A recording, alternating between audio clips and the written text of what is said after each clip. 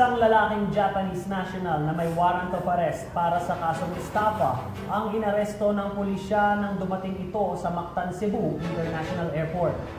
Patunay lamang ito sa tuloy-tuloy na pagpapaigting ng kampanya ng pulisya kontra kriminalidad bilang pagtalima sa direktiba ng ama ng pulisya para sa isang ligtas na bagong Pilipinas.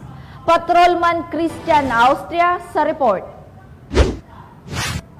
Makikita sa videong ito ang pagdating ng lalaking ito na isang Japanese national sa Mactan, Cebu International Airport noong Mayo 16 at nang paglabas niya sa terminal building ng paliparan, agad siyang nilapitan ng mga tauhan ng Mactan, Cebu International Airport Police Station ng Aviation Security Unit 7 at Regional Intelligence Division 7 upang arestuhin at basahan ng kanyang mga karapatan. Ang lalaking ito pala ay may arrest warrant para sa kasong estafa sa ilalim ng Article 315 Paragraph 1B ng Revised Penal Code na may fixed bail na 18,000 pesos. Ang warrant na may criminal case number M-PSG-24-01390-CR ay inisyu ni Honorable Jesosa Arlapus Gaudiano, ang presiding judge ng Metropolitan Trial Court Branch 153 Pasig City noong May 3, 2024. Meron pong information ang Regional Intelligence Division personnel of Police Regional Office 7 na a certain ay mag-arrive sa Mactan, Cebu International Airport on May 16, 2024. Kaya, nakipag-coordinate sila sa MSHOPS of CU7 through our officer in charge, Police Lieutenant Colonel Albert Abi Timpat, at sa Bureau of Immigration and Deportation, and upon verification, said person has applied from Narita, Japan, going to Cebu. Upon arrival, inintay lang sa labas ng arrival area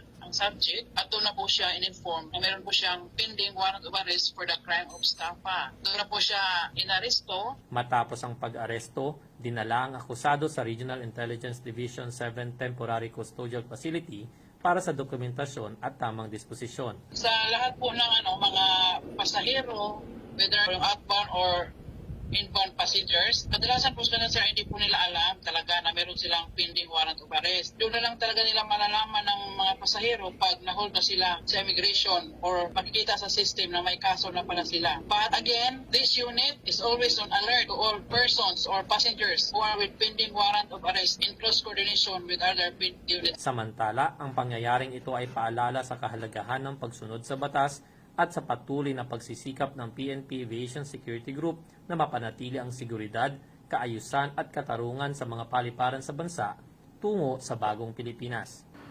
At mula sa tahanan ng tagapangalaga ng kapayapaan ng bawat paliparan sa bansa, ako ang inyong Police News Network Correspondent, Patrolman Christian Austria, alagad ng batas, tagataguyod ng Balitang Pulis.